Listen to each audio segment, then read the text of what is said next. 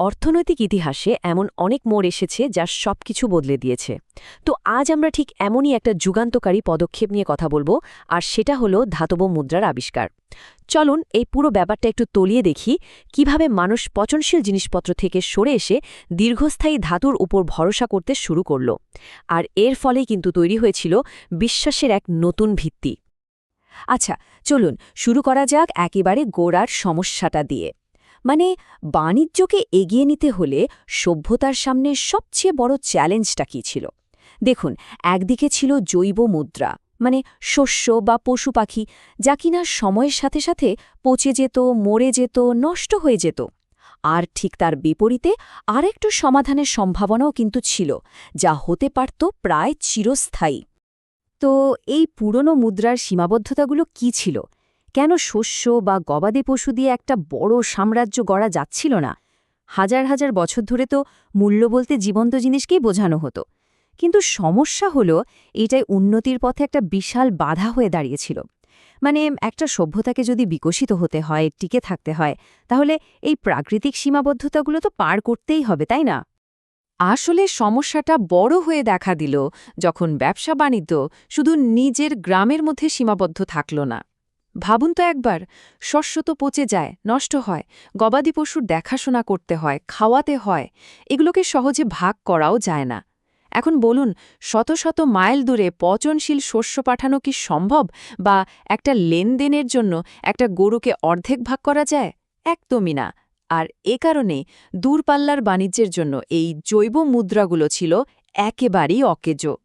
তাহলে সমাধানটা কি ছিল? সভ্যতাগুলো তখন ফসলের মাঠ থেকে চোখ সরিয়ে তাকালো পৃথিবীর গভীরে। আর সত্যি বলতে, সমাধানটা শুধু নতুন কোনো জিনিস খুঁজে বের করা ছিল না, এটা ছিল মূল্য বা ভ্যালিউর ধারণাটাকেই পুরোপুরি বদলে ফেলার মতো একটা ব্যাপার। মানুষ তখন বুঝতে শুরু করেছিল যে আসল মূল্য এমন কিছু হতে হবে যাকে সময় বা প্রকৃতি ক্ষয় করতে পারবে না। আর এখানেই আসে ধাতব সমাধানের গল্প। তামা, রূপা আর সোনা, এদের মধ্যে এমন কি বিশেষত্ব ছিল? চলুন দেখি কেন শত শত বছরের পরীক্ষা নিরীক্ষার পর শেষ পর্যন্ত এগুলোকেই বেছে নেওয়া হলো। কারণ সব ধাতু কিন্তু মুদ্রা হওয়ার মতো যোগ্য ছিল না। দেখুন, এই ধাতুগুলোর কয়েকটা অসাধারণ বৈশিষ্ট্য ছিল। প্রথমত, স্থায়িত্ব। এগুলো পচেও না, ক্ষয়ও হয় না। দ্বিতীয়ত, বহনযোগ্যতা, মানে অল্প একটু ধাতুর মধ্যেই অনেক মূল্য। তৃতীয়ত, বিভাজ্যতা। আপনি এগুলোকে গলিয়ে আবার নতুন আকার দিতে পারবেন, কিন্তু মূল্য একই থাকবে। আর সবশেষে দুষ্প্রাপ্যতা, মানে এর যোগান সীমিত, তাই যখন তখন মুদ্রাস্ফীতি হওয়ার ভয় নেই। এই চারটি গুণে এমন সব সমস্যার সমাধান করে দিল, যা শস্য বা গবাদি পশু দিয়ে কখনোই সম্ভব ছিল না। ব্যাপারটা আরও মজার হয়ে ওঠে যখন আমরা দেখি এই ধাতুগুলোর মধ্যেও একটা স্বাভাবিক স্তর তৈরি হয়ে গিয়েছিল। মানে, কোনটা কি কাজে লাগবে। যেমন, তামা ছিল বেশ সহজলভ্য, তাই এটা ব্যবহৃত হতো দৈনন্দিন ছোটখাটো লেনদেনে। রূপা হয়ে উঠল আন্তর্জাতিক বাণিজ্যের মানদণ্ড, মানে সবকিছুর হিসাব হতো রূপার মাধ্যমে। আর সোনা, ওটা ছিল বিরল আর অবিনশ্বর, তাই এটা হয়ে গেল সাম্রাজ্যের সম্পদ আর ক্ষমতার প্রতীক। বিশেষ করে রূপা কিন্তু বড় আকারের বাণিজ্যের জন্য একেবারে অপরিহার্য হয়ে উঠেছিল। প্রায় ৩,০০০ খ্রিস্টপূর্বাব্দের দিকে মেসোপটেমিয়ায় রূপার শ্যাকেলকে একটা নির্দিষ্ট ওজনের একক হিসেবে ধরা হতো। খেয়াল করবেন, তখনও কিন্তু এটা আজকের দিনের মতো কয়েন বা মুদ্রা নয়, শুধু নির্দিষ্ট ওজনের একটা একক। আর এই ওজনটাই আন্তর্জাতিক বাণিজ্যের জন্য একটা সাধারণ মানদণ্ড তৈরি করে দিয়েছিল। বলা যেতে পারে এটাই ছিল বিশ্ব অর্থনীতির দিকে প্রথম পদক্ষেপ।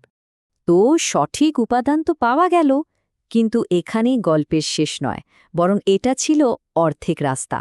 কারণ সামনে এসে দাঁড়িয়েছিল একটা নতুন প্রযুক্তিগত সমস্যা, আর সেই সমস্যার সমাধান না করতে পারলে বাণিজ্য আবারও সেই আগের মতোই থমকে যেত। সমস্যাটা কি ছিল?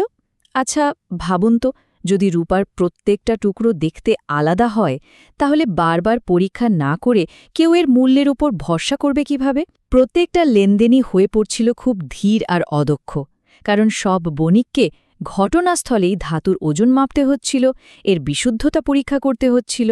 এতে সময় তো লাগতই, সাথে অবিশ্বাসও তৈরি হতো।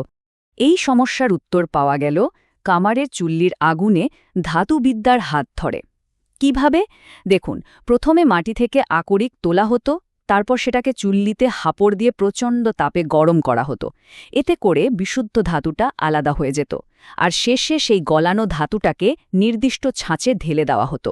এই পুরো প্রক্রিয়াটাই মানুষকে বিশুদ্ধ ধাতু তৈরি এবং সেটাকে নিয়ন্ত্রণ করার ক্ষমতা এনে দিয়েছিল।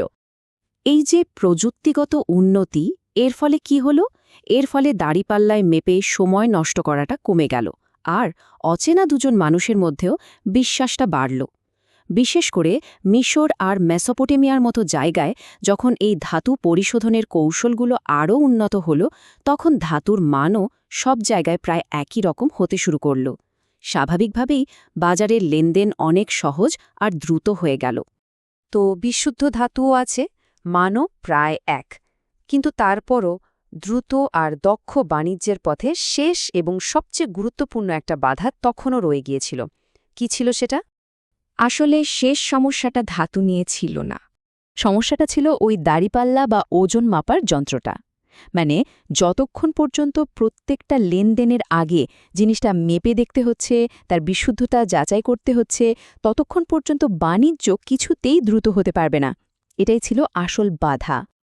আর এই সমস্যার একেবারে মোক্ষম সমাধানটা এলো খ্রিস্টপূর্ব ৭ম শতাব্দীতে লিডিয়া রাজ্যে। তারাই প্রথম সত্যিকারের মুদ্রা তৈরি করে। ব্যাপারটা খুব সহজ কিন্তু অসাধারণ ছিল। তারা ধাতুর একটা নির্দিষ্ট টুকরোর ওপর একটা সরকারি চিহ্ন বা সিল মেরে দিত। এই সিলটাই ছিল গ্যারেন্টি যে এটার ওজন আর বিশুদ্ধতা একেবারে খাঁটি। আর এই আইডিয়াটা, মানে একটা নির্দিষ্ট মূল্যের একক, এটা প্রাচীন বিশ্বে একেবারে দাবানলের মতো ছড়িয়ে পড়ল। ভাবুন, খ্রিস্টপূর্ব ৭ম শতকে লিডিয়ায় ইলেকট্রাম দিয়ে প্রথম মুদ্রা তৈরি হল। পরের শতাব্দীতেই অ্যাথেন্সের মতো গ্রিক নগর রাষ্ট্রগুলো রূপার মুদ্রা ব্যবহার শুরু করল, আর তার পরের শতকে পারস্য সাম্রাজ্য তো তাদের বিশাল এলাকা জুড়ে একই মুদ্রা ব্যবস্থা চালু করে দিল। কারণটা সহজ, এখন আর ওজন মাপার ঝামেলা নেই, শুধু গুনে নিলেই হলো। আর এই ঘটনাটা আমাদের গল্পের চূড়ান্ত পর্বে নিয়ে আসে। মুদ্রা, ক্ষমতা আর বিশ্বাস, এই তিনটে জিনিস কিভাবে একসঙ্গে জুড়ে গেল, আর মুদ্রা কিভাবে রাষ্ট্রের হাতে একটা প্রচণ্ড শক্তিশালী হাতিয়ার হয়ে উঠল। আসলে শাসকরা খুব তাড়াতাড়ি বুঝে গিয়েছিল যে মুদ্রা তৈরি করার ক্ষমতা মানেই হল পুরো সাম্রাজ্যকে শাসন করার ক্ষমতা। কেন?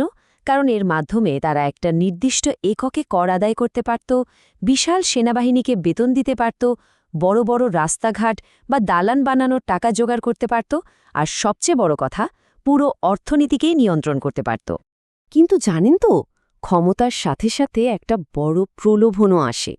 অনেক শাসকই, বিশেষ করে শেষের দিকে রোমান সাম্রাজ্যের শাসকরা, এই লোভ সামলাতে পারেনি। তারা কি করত? তারা মুদ্রার আসল মূল্য, মানে ফেস ভ্যালু, একই রাখত, কিন্তু তার ভেতর থেকে দামি ধাতুর পরিমাণ কমিয়ে দিত। এটাকে বলা হয় ডিবেসমেন্ট বা মুদ্রা অবমূল্যায়ন। সাময়িক লাভের জন্য এটা ছিল একটা ভয়ঙ্কর কৌশল। আসলে মুদ্রা শুধু ধাতুকে একটা নির্দিষ্ট মান দেয়নি, এটা বিশ্বাসকেও একটা নির্দিষ্ট মানে বেঁধে দিয়েছিল। শেষ পর্যন্ত যা হলো তা হলো, বিশ্বাসটা আর দুজন ব্যক্তির মধ্যে সীমাবদ্ধ থাকল না। সেই দায়িত্বটা চলে গেল একটা কেন্দ্রীয় কর্তৃপক্ষের হাতে, মানে রাষ্ট্রের হাতে। আর ঠিক এ কারণেই অর্থনীতি এতটা ব্যাপকভাবে বেড়ে ওঠার সুযোগ পেয়েছিল। মজার ব্যাপার হলো, আজকের দিনের টাকা পয়সা, যদিও তার বেশিরভাগই এখন ডিজিটাল, কিন্তু এর পেছনের মূল নীতিগুলো কিন্তু সেই প্রাচীনকালের মতোই। মান বা স্ট্যান্ডার্ডাইজেশন, কর্তৃত্ব বা অথরিটি, আর বিশ্বাস বা ট্রাস্ট, এই তিনটি স্তম্ভের উপরেই দাঁড়িয়ে আছে সবকিছু। হাজার হাজার বছর আগে লিডিয়া আর মেসোপটেমিয়ায় যে ধারণাগুলোর জন্ম হয়েছিল, সেগুলোই কিন্তু আজও আমাদের বিশ্ব অর্থনীতির ভিত্তি। এই পুরো আলোচনাটা আমাদের একটা শেষ প্রশ্নের সামনে এনে দাঁড় করায়, যা এই প্রাচীন গল্পটাকে সরাসরি আমাদের ভবিষ্যতের সাথে জুড়ে দেয়। এখন তো টাকা মানে আর ধাতব চাকতি নয়, বরং ডিজিটাল কোড। তাহলে প্রশ্ন হলো, এই নতুন যুগে বিশ্বাসের মানদণ্ডটা কি হবে? কে দেবে সেই গ্যারান্টি?